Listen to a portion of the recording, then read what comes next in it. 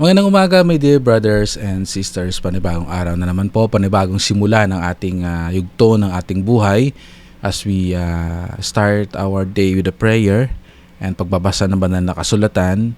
Ito po ay nagbibigay sa atin ng lakas spiritually. Lalo na po after po nun, di ba, mag-continue na tayo kung ano man po yung ating kinabibisihan sa araw o ano yung schedule na occupied tayo actually. Lately natutunan ko nga yung salitang busy ay hindi yan parang hindi yan applicable sa atin. Occupied. Occupied by what? Trabaho natin. Ano yung ginagawa natin araw-araw? So pag occupied po tayo, mayroon po tayong free will or freedom to choose in between yan. Maramdaman pa rin natin yung banal na espiritu. Kasi even po na makapagbasa na po tayo ng banal na kasulatan, in prayer, and the next thing po na makapag-pray tayo kung hindi tayo aware during lunch Kung nagmamadali tayo during lunch, minsan hindi pa tayo nakakapag-pray. Yung ating pagpapasalamat sa ating Ama sa Langit is just, Heavenly Father, thank you for this food na binigay nyo sa amin. Tapos, we leave it in the name of Jesus Christ and Amen. Ganun lang. But in between pala, pwede tayong makinig sa mga hymn, music. Pwede yung mga especially for youth or mga church music na makakatulong sa atin to boost our spiritual na aspeto sa buhay. So hindi lang pala prayer and then reading the scriptures. We can feel the love of God all the days sa pakikinig sa hymn kasi doon tayo naging kalmado. Doon tayo nagkakaroon pa ng mas malakas na vibe na feel, and we could pray while listening on the spiritual music or church music, Christian music. At ganoon na din, pwede nyo din pakinggan yung ating Come Follow Me with using your headset habang nagtatrabaho kayo, if allowed sa trabaho ninyo, habang nakaupo kayo dyan, pwede tayong makinig din ng Come Follow Me lesson. And by the way, sa hindi po nakakilala sa akin, ako po si Brother Dave. Gumagawa po tayo ng podcast na to for almost 3 years na po. Mag-apat na taon na po tayo this year. So yung ating lesson po, let's go na po sa ating lesson, is sa Ezra chapter 3 verse 8 to 13. Ganoon din sa Ezra chapter 6 verse 16 to 22. The house of the Lord is a place of joy. Imakita nyo po dyan sa inyong gospel library sa August 27, sa August na month ng Come Follow Me, July 27 to August 2. Andyan po siya sa maliban po sa summary ng lesson sa pangalawa. Ang kahapon yung pinag-usapan natin is the Lord inspires people to accomplish His purposes. Ngayon naman po, the house of the Lord is a place of joy. So ang Ezra 3 at Ezra 6 ay naglalarawan ng isa sa masayang pangyayari sa kasaysayan ng Israel. Bakit?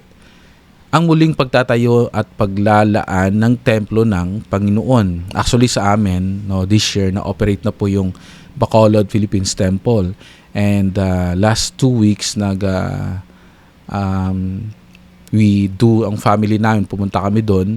It's an hour away from sa bahay namin at habang kami ay nasa session, nag-proxy sealing po kami and proxy endowment, and then yung mga anak namin andun po sa isang room, nanood po sila ng TV. So and then mayroon din po doong cafeteria, medyo maliit lang po yung nila, yung kitchen, so sana balang araw medyo malawak kasi pag wala pa pong session like sa Cebu, na doon po kami nagsistay muna pag wala pang session. Tapos malaki po yung patron ng Cebu na kung saan pag wala pang session, nakaupo kami doon sa waiting area, kung hindi naman sa waiting area, doon sa kusina, pero sa Bacolod okay naman, kaso kakain mo lang, tapos mo lang mag-lunch, yung parang kailangan mong magpahinga ng 5 minutes tapos biglang magsasabi sa iyo na, ay brother, okay ka na, tapos ka nang kumain kasi kakain din sila,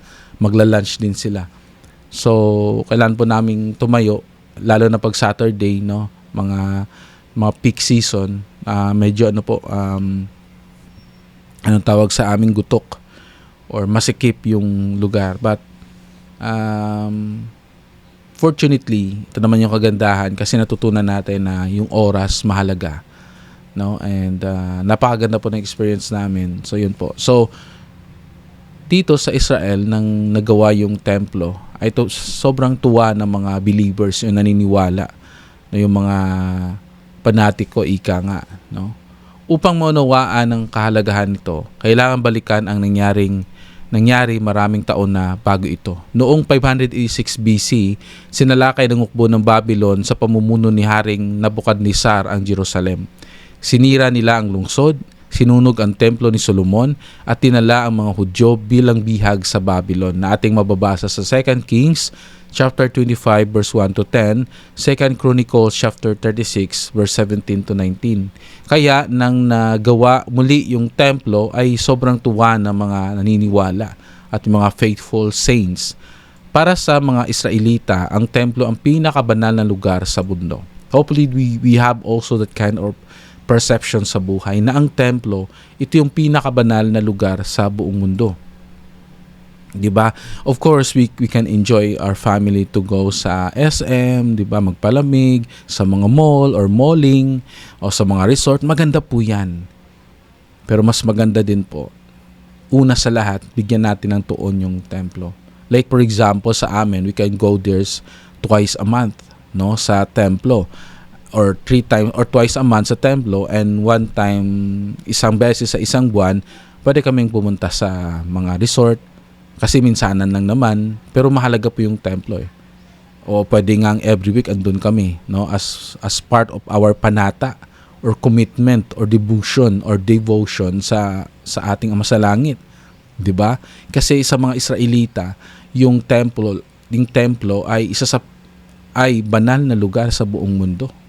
At ganoon din sa atin, no, sa modern time, tayong mga Latter-day Saints, we believe that the same temple that pinaniniwalaan ng mga Israelita nang pinanumbalik muli ang simbahan, na ang templo ay isa, no, pinakasigrado na lugar sa mundo. Kasi yung simbahan sagrado din, no? Pero yung templo is tahanan ng Diyos. So doon, marami ang umiiyak at nagluksa, gaya ng ipinahayag sa Awit chapter 137, kung saan hindi nila magawang umawit habang nasa pagkabihag. Pagkaraan ng 70 taon, 70 years, tinupad ng Panginoon ang kanyang pangako. Piniyagan ni Haring Cyrus, sa tulong ni Haring Cyrus, as we discussed kahapon, with the help ni King Cyrus the Great, ay nasakop niya ang Babylon, at yung mga Hudyo ay pinaintulutan na ayusin yung templo at lugar nila sa Jerusalem. Nang Persya ang mga Hudyo at bumalik sa Jerusalem upang muling itayo ang templo. Sa pamumuno ni Zerubbabel at Joshua, sinumula nila ang pagtatayo ng pundasyon ng bagong templo. Nang mailagay ang pundasyon, nagkaroon ng magkahalong damdamin ang mga tao. Ang mga kabanatang hindi pa nakikita sa dating templo ay sumigaw ng sagalak, samantalang ang matatandang nakakita sa dating kaluwalhatian ng templo ni Solomon ay napaiyak, di ba? Kaya wala na po ibang lugar sa mundo that we could feel the neutral. Pag sinabi ito neutral, kahit mayaman, mahirap, kanya-kanya status tayo sa buhay, pagdating sa templo, we feel the same. No, kasi doon pantay-pantay tayo. Yung sinusuot natin, pantay-pantay. Wala namang pag mayaman, ito yung suot niya. No? Pag abroad, ito yung suot. Wala. Lahat po tayo pantay-pantay. Andun po tayo sa templo, and we celebrate our pagkakilanlan, no, sa ating sarili as divine. Mayroon tayong divine potential, no, na maging katulad ng ating Ama sa Langit. No, mayroon tayong doon natin nakikita yung mga tipan natin sa Kanya. Ano yung mga tipan doon, no? Yung law of chastity, word of wisdom, 'di ba? Paano maging honest sa kapwa, paano sumunod, no? Paano magkaroon ng i-consecrate natin yung time, at iba pang mga tipan natin. So dito, makikita natin how the Lord loves His people. Mahal tayo ng ating Ama sa Langit. In spite ng ating mga kahinaan, yung kanyang pangako ay hindi po yun talagang itutuparin ng Diyos yun. Sa Ezra 6, buong kagalakang inilaan ng mga tao ang bahay ng Panginoon at ipinagdiwang ang Paskwa bilang tanda ng kanilang panibagong tipan sa Diyos. No? We always renew our tipan or our covenant to God. Pag sinabi nating tipan or covenant, ito yung sacred promise natin, no, sa ating Ama sa Langit. Ano mo yung mga sacred promises natin? Yung susunod tayo sa kautusan ng ating Ama sa Langit, no, maging faithful tayo hanggang sa wakas, no, repentance, 'di ba? Ito yung mga tipan na ginagawa natin. Yung palaging mag-renew ng ating tipan or covenant or sacred promises sa templo. So ang templo ay sumisimbolo sa presensya ng Diyos sa kanyang bayan. O sa ating panahon ngayon, ang templo ay nanatiling banal na lugar kung saan mas nadarama natin ang presensya ng Diyos. Ito ay lugar ng pagsamba, kapayapaan, at paggawa ng sagradong tipan kay Jesucristo. If you felt na parang you are suffering financially, no? If you felt na problema sa bahay, pamilya, trabaho, pag-aaral, negosyo, iba pang mga bagay, or health, pag pumunta tayo sa templo, andun na din yung parte ng spiritual struggling natin. Makaramdam tayo ng kapayapaan. Doon magkakaroon tayo ng communication kay Heavenly Father, doon sa celestial room when we pray. So dito, my dear brothers and sisters, makita natin na how God or Heavenly Father loves us, His children, tayo, na binigyan tayo ng isang lugar. Doon natin marirealize din na yung mga ginagawa natin pala ay hindi naaayon, no, sa spiritual na aspeto ng buhay. Sabi nga, eternal perspective, no, involved dito yung mga ginagawa natin. Pag hindi siya eternal, wala natin gawin. At doon natin marirealize yun. Pagpunta natin doon, parang doon natin masabi sa ating sarili na ako, naramdaman ko to na simplified your life. Dapat simplihin mo lang yung buhay mo. Huwag mong gawing komplikado. Too much na ano sa pera, too much na ano sa karangyaan, sa material na bagay, sa mga sasakyan. Doon makikita mo na ganito lang pala kasimple yung buhay. Try nyo po. Pag pumunta kayo sa templo, pag binag-binag kayo, doon yung marirealize na, hala, ito pala yung buhay. Hindi kailangan na komplikado sa material na bagay o pera. Simplihin lang natin. Sabi nga, sufficient lang tayo sa mga pangailangan natin araw-araw. Doon natin marirealize na how to pay our tithes and offerings. Doon natin marirealize na yung mga gamit natin, yung mga material na meron tayo, yung mga gamit pala natin sa Panginoon. Sa paglilingkod sa Panginoon. Mayroon kang sasakyan, pwede mo magamit yun sa ministering, pumunta sa templo, at iba pang mga bagay na magagamit spiritual. Di po ba? So nakita natin na bakit ko kinocomplicate yung buhay ko. Ito pala yung sagot. Pag pumunta ako sa templo, nagkakaroon ako ng mga realization sa buhay. No? So number 2, ang bawat tao ay may iba't ibang karanasan. Ngunit lahat ay maaaring makatagpo ng kagalakan sa Panginoon. Di ba? So sa ating buhay, may mga pagkakataong may halong saya at lungkot ang ating mga karanasan. Ngunit kapag ang sentro ng ating buhay ay ang Panginoon, nagbibigay siya ng bagong pag-asa at lakas. If we center our life to God, yung pamilya natin, if the family prays together, stays together talaga yan. If ang pamilya nagkakaroon ng family evening, nagkakaroon kayo ng bonding. At doon yung makikita yung light ni Jesus Christ na nananahan, ng banal na espiritu ay nananahan sa bahay. Kung ang pamilya parating pumupunta sa simbahan or sa templo, it's not about other people, my dear brothers and sisters. If na-offend ka, hindi yun tungkol sa kanila. Tungkol yun sa'yo. Tungkol yun sa story ng buhay mo. Kung gaano ka nagbago, imagine natin yung kapayapaan na binibigay ng Diyos. If ayaw mo sa mga tao yun, binigyan ka ng Diyos ng kapayapaan na makapunta ka sa mga lugar na mapayapa ka. Yung templo, yung mga lugar na tahimik pero masaya. Yung nararamdaman para sa kanila, yung lugar na silent is parang boring. Pero para sa'yo, it's time for you to recollect. Kasi meron tayong Diyos na pinaniniwalaan. Kanya-kanya tayong karanasan sa buhay. Ngunit pag andun tayo, nagiging normal ang lahat. Pantay-pantay tayo. Halimbawa, pag lahat nagme-missionary work na member, pag lahat nagme-ministering, sabay-sabay, nawawala na yung inggit, nawawala na yung sakit ng loob, nawawala na yung parang bias or indifference ng bawat isa, injustice, nawawala. Kasi imaginein mo yung kahit mahirap mayaman ka, naglalakad kayo sabay-sabay. Diba, mayaman nga siya, pero meron naman siyang arthritis pala. Ikaw mahirap, pero ang lakas-lakas mo. Diba, ganun. So, nagkakaroon ng neutral, pantay-pantay, pag missionary work tayo. Doon pala na tutulungan mo yung feeling mo mayaman sa racist sa hindi pala. Ay, akala ko ano sila, ning mata pobre sila or mapagmataas sila, hindi pala, ang bait-bait pala nila. Ako pala yung may problema, kaya na-offend ako. Di po ba? So doon tayo natututo. Pag andun tayo sa luyo, tawag sa amin sa luyo, no? Or sa piling or sa sabak ng ating Ama sa Langit, nag-iiba yung ating buhay at pakikitungo sa ibang tao. Nagkakaroon tayo ng one heart in one mind. Enable to achieve that, kailangan tayo magtrabaho. So number 3, ang pagsunod sa Diyos ay nagdudulot ng tunay na kagalakan. No, nababawasan natin sa Ezra chapter 6 verse 16 to 18. Ang tunay na kagalakan ay hindi nagmumula sa material na bagay, kundi sa pagkakaroon ng malapit na relasyon sa Diyos at sa pagiging tapat sa ating mga tipan. As we become more closer kay Heavenly Father, nagkakaroon tayo ng right choices every day. Handaan natin yung bawat iniisip natin, yung bawat sinasalita natin, ay yun din yung kinikilos natin. At kung ano man kinikilos natin, may corresponds yun na ano sa atin, na consequence sa buhay natin. If we want yung ibang tao respetuhin tayo, kailangan magbigay tayo ng respeto din sa kanila. The way tayo magsalita. Diba? If gusto natin na they will feel something sa atin na parang maganda, positive response, kung yung ating pag-uugali ay nakasenter kay Jesus Christ, makikita nila yung image ni Jesus Christ sa atin.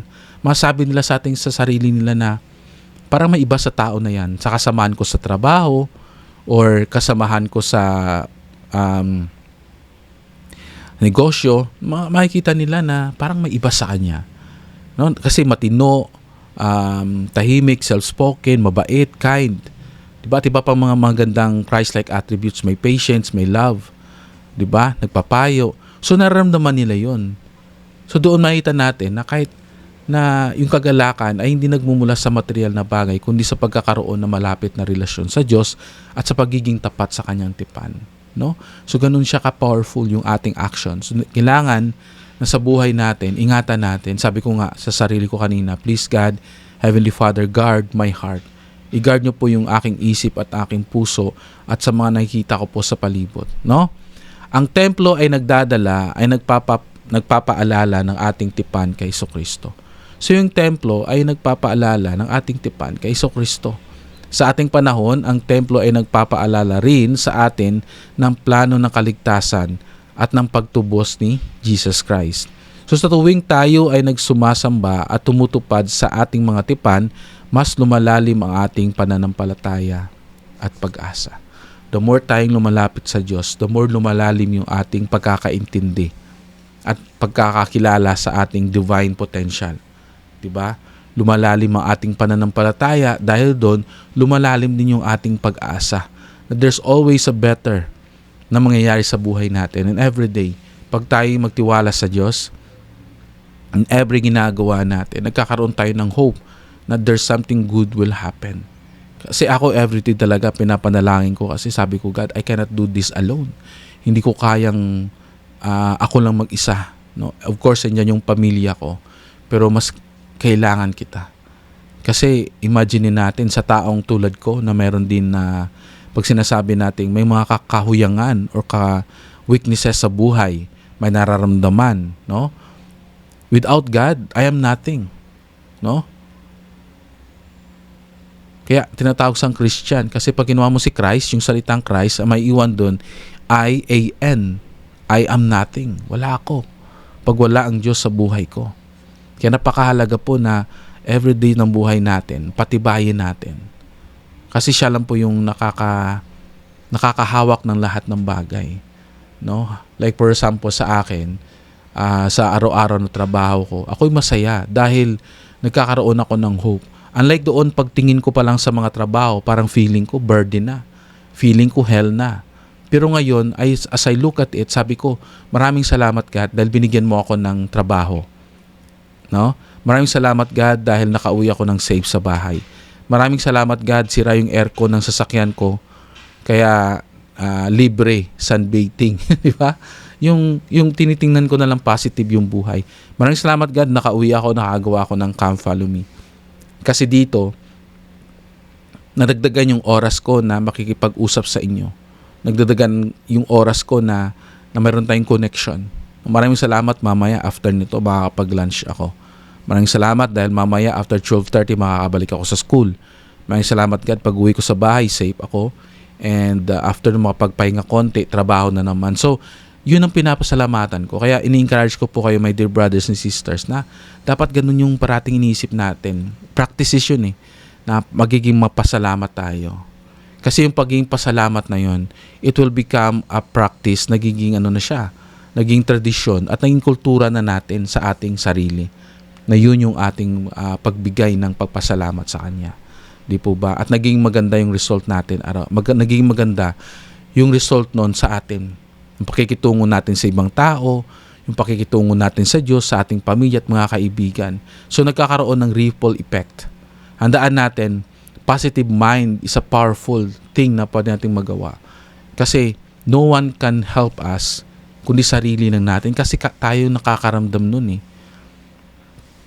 Kaya, sabi ko nga, we cannot stay here for a long, long time sa mundo. Di ba lahat tayo? Kung sa kanta pa nga na ang ay tanging ang pag-ibig. May gantang ganun no? Parang panapanahon ang pagkakataon, may babalik ba ang kahapon, di ba? Hindi natin pwedeng balikan yung kahapon, kaya we build memories ng kahapon. Like ako, everyday sinasabi, ano kayong magandang memory na pwede kong i-build, na pwede kong maalala kahapon, na masaya ako. If nagpapasalamat ako sa Panginoon or sa ating Ama sa Langit kahapon, nagiging maganda yung pag-iisip ko, ay maganda yung araw ko kahapon. Ganon din sa araw na ito. If mapagpasalamat ako sa Diyos, pag makikita akong bagong things, naging opportunity siya para sa akin. So naging mapagpasalamat ako. At kinabukasan, masaya ako sa feelings ko. Kasi sabi nga, di ba, we cannot bring back time. The only we can remember is our memory.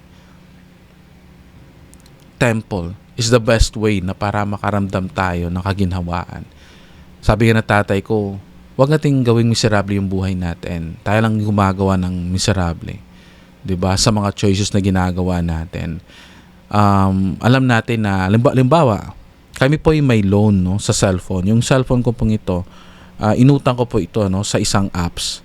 Tapos, meron para silang modus. Pag umutang ka, bigla ka lang makakatanggap ng maraming loan apps sa cellphone, sa text. Pag hindi tayo aware, sabihin natin, opportunity to. Hiram tayo ng hiram. At doon napapasok yung addiction sa panghihiram hanggang hindi tayo makalabas. Kaya maraming nagte-text dahil nag-loan ako sa isang apps at pinabayaran ko monthly. Sabi ko, I don't want na kumpiyansa. Ito yung term. Kasi minsan sa kumpiyansa, mababayaran ko yan. O matatakbuhan ko yan.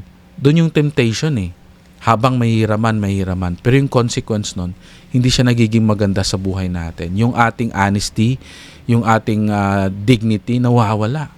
Kasi napapalitan ng confused tayo, parang nalilito tayo sa tama at mali. Di po ba? Ganun ka-tempting ang mga bagay sa mundo. Kaya napakahalaga po na we stay in that covenant path. Kasi pag nasa templo po tayo, nare-realize natin yung mga bagay na meron akong mga 3 cellphone, anong gagawin ko dun pakita? Diba? So, nagkakaroon tayo ng purpose. Bakit ako utang ng bagong cellphone? Bakit ako kukuha ng sasakyan? Diba maganda pong pakinggan na kukuha ako ng sasakyan dahil yun ang gagamitin naming pamilya, kahit second hand, yung mga rusko-rusko na yon, diba? Papuntang templo. Magbayad lang ako ng 5,000 a month, second hand, or 6,000. Yun ang gagamitin namin papuntang templo. So nagkakaroon tayo ng desire na gamitin ko yung mga opportunity na to para tumulong sa kapwa ko din. Sa mga ancestors natin, handaan natin ang Diyos gumagawa ng tipan sa atin pag tayo'y nagiging tapat sa ating tipan na ginagawa din o fulfill sa ating Diyos. Kailangan nating sumunod. Dahil ito'y nagdudulot ng kagalakan. Diba? Akala natin, kasi sa pagsunod sa Diyos, akala natin, nasasakal na tayo. Yung iba lumalabas sa simbahan. Bakit? Akala nila sinasakal. Daming mga commandments, especially sa simbahan natin. Daming mga kautusan. Na minsan nasasakal na sila. Pero ito yung masasabi ko, my dear brothers and sisters, yung kautusan ng Diyos, ito yung nagpapalaya sa atin. Ito yung nagpapalakas sa atin.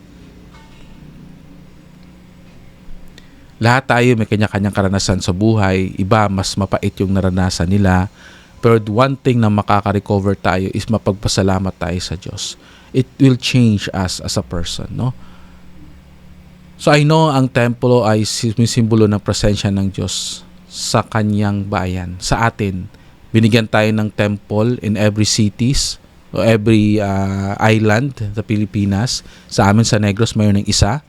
Sooner or later baka magkakaroon ng dalawa kasi mahal tayo ng Diyos. He wants us to be more prepared sa pagdating niya. Kasi andun yung kagalakan eh. If we live in Christ someday in a celestial realm, di ba? Maganda pag mahal natin yung Diyos, naging tapat tayo sa Kanya. This is a testing ground. As I said, hindi tayo perfecto. Hindi ako perfecto. Marami akong mga kainaan sa buhay.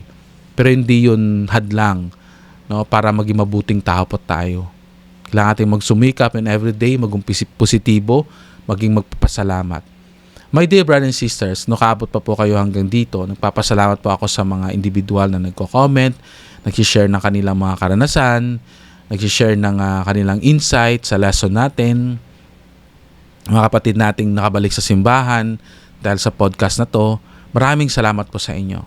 I know na busy tayo sa araw-araw nating pamumuhay, pero alam ko na if we look onto Christ, yung salitang busy, ay mag-iiba na yon. Magkakaroon tayo ng opportunity. Alam ko, meron tayong opportunity na maglingkod sa Diyos araw-araw. I know these things to be true, and I live this in the name of Jesus Christ. Amen.